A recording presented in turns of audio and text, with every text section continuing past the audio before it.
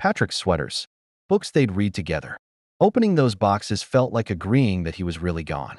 But the sixth box, she'd been circling it for weeks. Patrick's gardening things. His gloves, worn soft at the fingertips.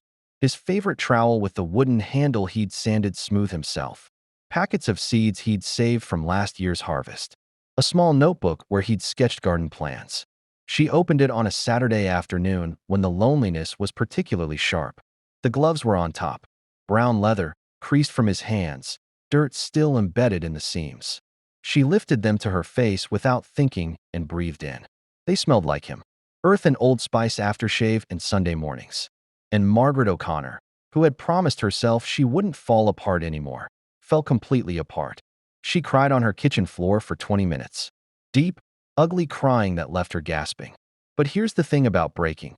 Sometimes you have to shatter completely before you can be put back together differently.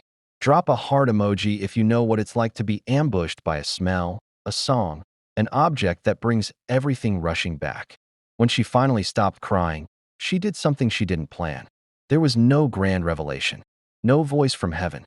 She just stood up, washed her face, put on Patrick's gloves, and walked out the back door.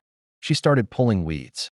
No prayer, no plan, just pulling, one weed at a time. Dandelions with roots like fingers, thistles that pricked through the gloves, creeping ivy that had strangled what might have once been a rose bush. The sun moved across the sky. Her back started aching. Her knees screamed. Blisters formed on her palms despite the gloves. By the time the sun started setting, she'd cleared maybe 10 square feet of ground.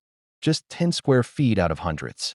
She sat on her back step, covered in dirt and sweat, hands throbbing, and felt something she hadn't felt in 20 months. Not happiness, not peace, but something. A tiny flicker of something that might, if you squinted at it right, be called alive.